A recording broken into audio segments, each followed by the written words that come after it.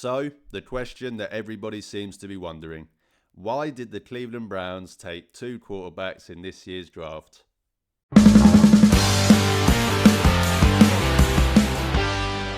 Hey guys, welcome back to my channel, or if you are new here, then please do me a favor and hit that subscribe button. So there's been a lot of talk about why the Browns drafted two quarterbacks in this year's draft. You know, with one of those guys being, of course, Shedeur Sanders, it's only added more spotlight to the move to take both guys. I think most Browns fans were either confused or surprised by the move initially. And I, spoke briefly on here about my initial reactions and thoughts on why they took both Gabriel and Sanders. But since then, I've seen, less confusion and more criticisms coming from mostly non-Browns fans who are trying to use this as another, classic Browns are the Browns moment.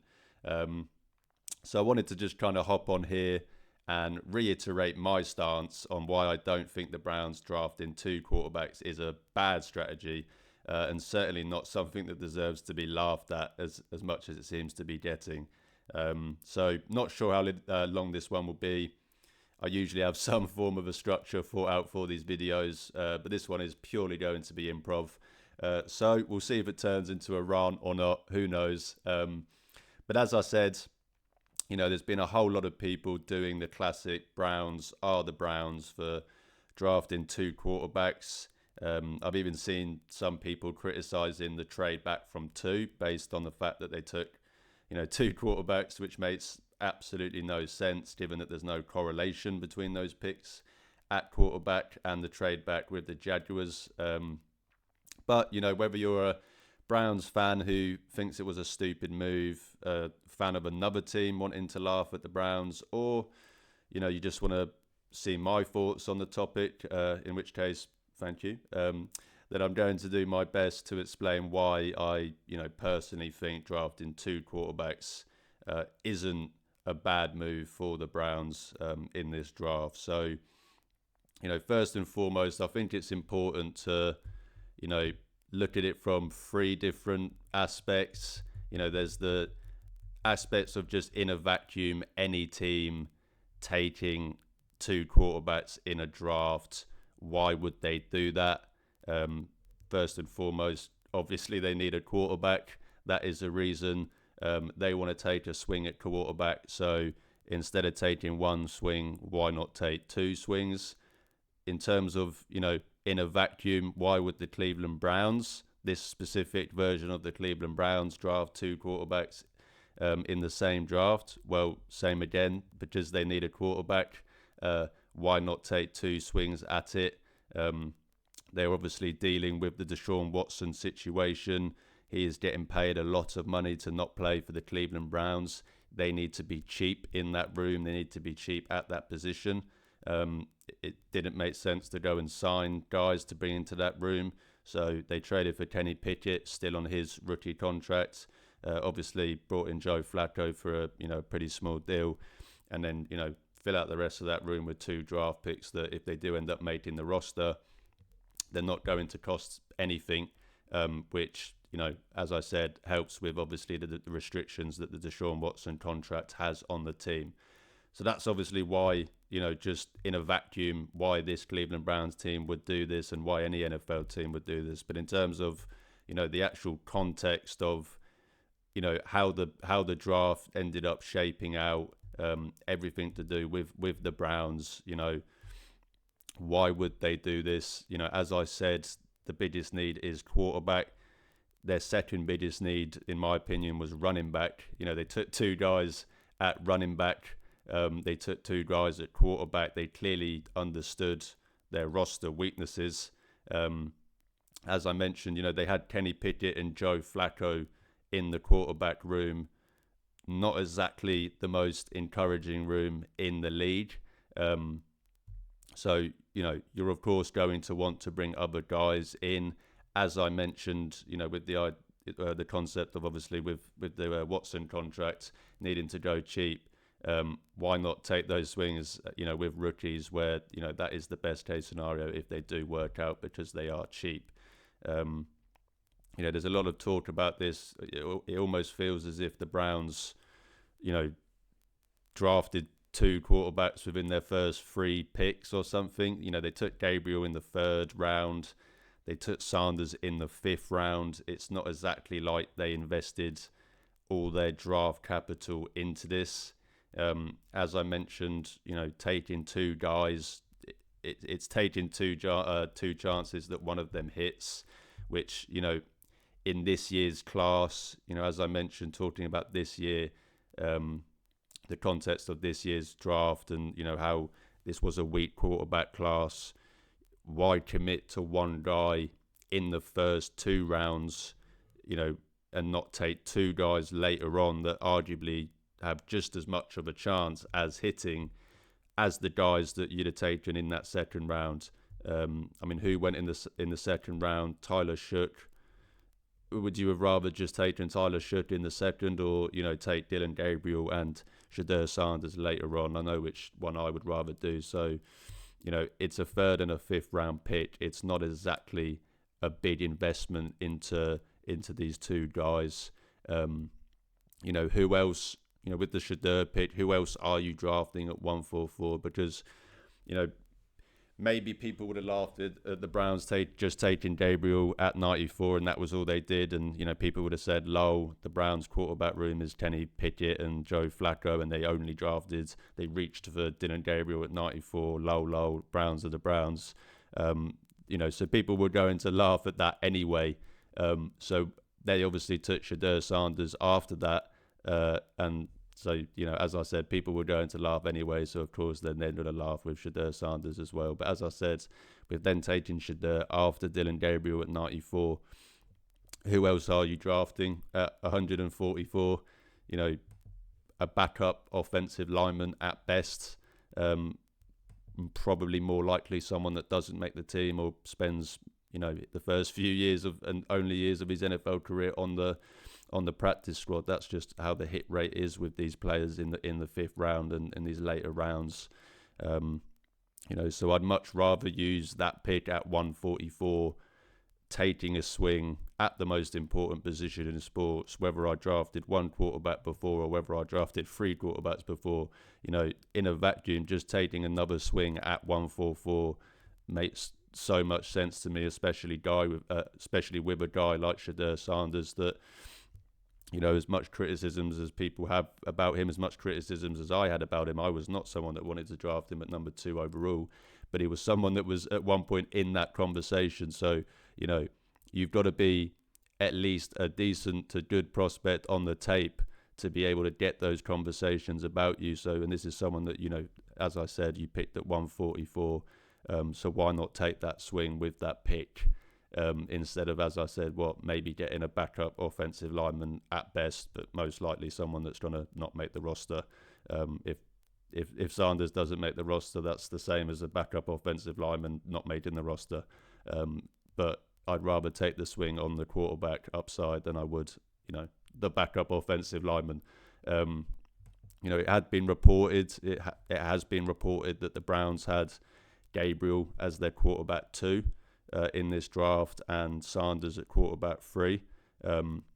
So if that is true, then, the Browns were able to get their second and third ranked quarterbacks in the third and fifth rounds, which, as I said, in a weaker class, if you are going to take a swing in the later rounds, why not do it twice? And especially if it's for two guys that were your second and third ranked quarterbacks in the third and fifth rounds anyway. But, overall, I don't understand how anyone could have looked at the Browns quarterback room with Kenny Pickett and Joe Flacco and then be so shocked that they decided to draft Dylan Gabriel and then B, draft Shedeur Sanders after he had fell to the fifth round in a slide that we'd never seen ever before in the NFL, draft. So, I just don't understand the whole Browns are the Browns thing.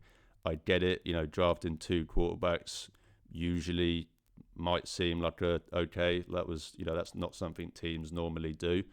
But for a team that is desperate for a quarterback, has to go cheap at quarterback, had a room of Kenny Pickett and Joe Flacco in a draft that is considered and is a weak quarterback draft, why is it such a laughable offence to take a swing on two guys later on with a third and fifth round pick? If it doesn't work out, it's a third and a fifth round pick.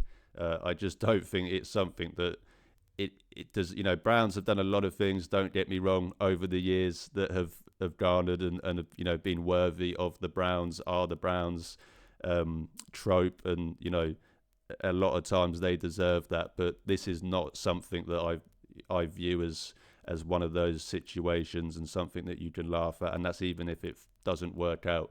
If neither guy works out, this is still not something where I think you can go, ha, look at the Browns, what a terribly run franchise. For me, this is good process. Yes, process doesn't always equal outcome. You don't always get the outcome you want, even if you are doing the process correctly, shall we say. Process doesn't equal outcome. So this is good process for me. If you are in the situation that the Browns are in, as I mentioned, you've got to go cheap at quarterback. You've not really got any guys in there. You are still searching for your franchise quarterback. For the last decades, you're still doing that. Why not take a swing on guys in a later draft? It doesn't stop you from taking a guy next year, a third and a fifth round pick. If they had drafted Shedeur Sanders at number 2, then you're committing to that guy for at least 2 years. That puts you out. Even with the extra first round pick, it's probably unlikely you get a Josh Rosen situation and they draft a quarterback again next year in the first round. So, you're not putting that commitment into it. Why not draft? Why not take 2 swings at guys and at 2 guys? And everyone says what happens if it doesn't work out. As I mentioned, then you just cut bait and take more swings next year, whilst having 2 first round picks, as ammunition. You use the third and a fifth round pick on taking a swing at 2 guys. Those picks have low success rate regardless of position. Again, I can't stress this enough. Why not use them on taking that chance on the most important position in sports? If it doesn't work out, then it doesn't work out. Just like any other player at any other position that you draft. So with the need the Browns have at quarterback, then, as I keep saying, why not take those swings? On the flip side, if one works out and one doesn't, nobody is going to complain about using a third and a fifth round pick on both guys. You would give up a third and a fifth round pick to find a future starter. I think anyone would do that. So it doesn't matter if one of them works out and the other one doesn't. You're going to make that trade every single day. If they both work out, well, that's a great problem to have. Yes, the pessimistic outlook as a Browns fan makes you worry about picking the wrong guy in that scenario. But at the end of the day, if the Browns are in a situation where they're decided between a third and a fifth round pick as the future of their franchise and their future starter, then that's one of the best quarterback situations the Browns have been in for a very, very long time. It doesn't matter which guy you personally prefer. Either guy working out is the best case scenario for the Browns. People on Twitter are arguing about, the different guys and giving different nicknames for every person that has a preference, out of the different guys.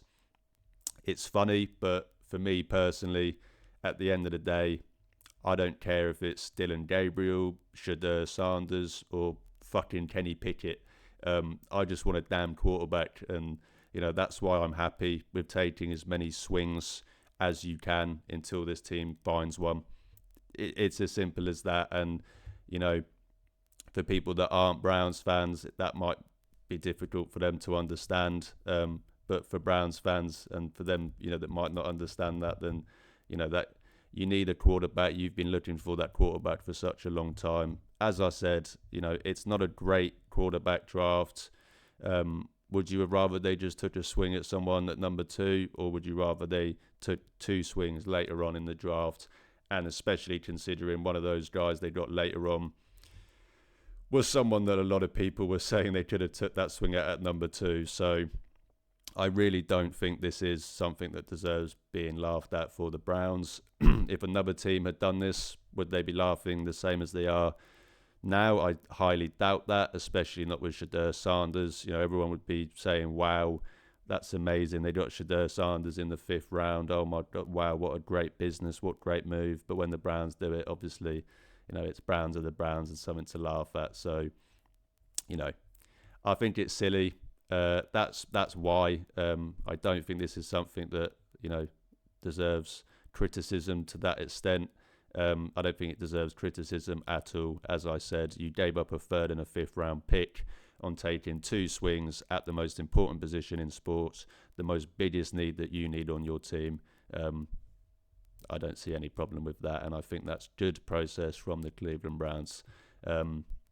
We did get some other news quickly, just to round it off, on Jerome Ford on Friday. He has agreed to a pay cut from 3.4 million to 1.75 million. So yes, your initial thought on that is probably more and more unlikely that Nick Chubb returns.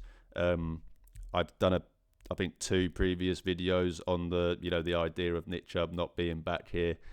So if you want to see me kind of crying on camera, you can go and watch those ones. And as I said in those ones, I'll save all the kind of theatrics for when that happens. But just purely talking from an on the field and from a Browns perspective, a logical perspective, and what I think the Browns are going to do.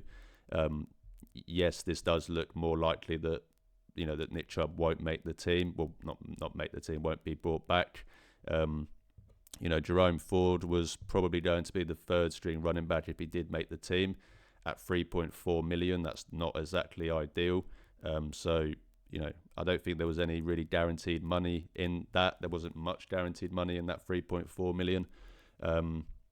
So if he didn't show a really, really good reason in camp to be on that roster, then he was going to be cut. Him agreeing to take a pay cut, going down to 1.75, which is fully guaranteed, that gives him a much better chance to make the roster as the 3rd string running back.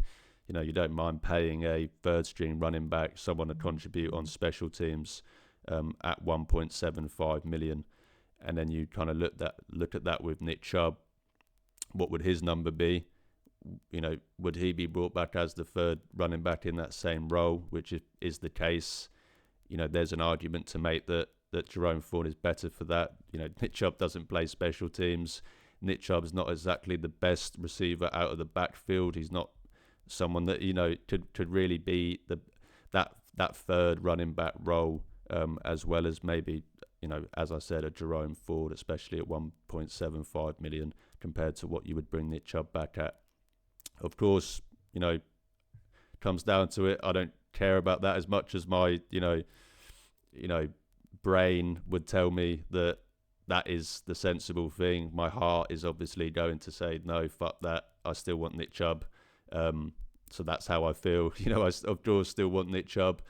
He's my favourite offensive player probably to ever play for the Cleveland Browns that I've ever seen. So of course I'm going to want to bring Nick Chubb back. I'm not going to want to see it end the way it did end. But this does, maybe foreshadow what is to come. You never know. I mean, this does, as Jack Duffin has pointed out on Twitter, yes, this does, make this contract tradable. No team was going to trade for Jerome Ford on 3.4 million for a potential 2nd or 3rd string running back, but at 1.75, that is certainly tradable. But personally, for me, is any team going to give up picks for a, as I said, 3rd string running back? Probably not. So I think Jerome Ford will probably be on the roster. Obviously, the plan going forward is Judkins and Sampson. So Jerome Ford has that 3rd string at 1.75 million. Does make sense. But as I said, of course, I'd rather Nick Chubb back. And if it does come to that point where they don't bring him back, he signs with somewhere else. There's been reports that he's interested, that the Bears are interested. Then we'll do that video there, and we can be upset then. But that's just kind of how I view it from a on the field perspective and Browns perspective. And then finally, Elijah Moore, of course, signed with the Bills about 15 minutes after I released my previous video about the Browns placing the exclusive free agent tender on him. So the signing will count towards the Browns' comp pick formula. However, I'm pretty sure it's pretty unlikely they don't receive a pick for it.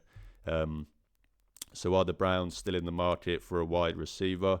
Obviously, given their intentions their intentions were to re-sign Elijah Moore, placing that tender on him. So I think that's of course possible, and certainly something to look out for, in the coming weeks and months.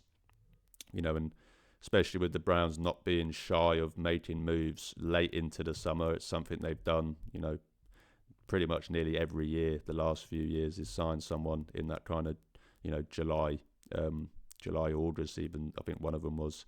And speaking of what is coming in the upcoming weeks and months, I do have loads planned for the off season on this channel. Even just because it's the off season doesn't mean that I'm on my off season. If anything, I'll be making just as many, if not more, videos every week.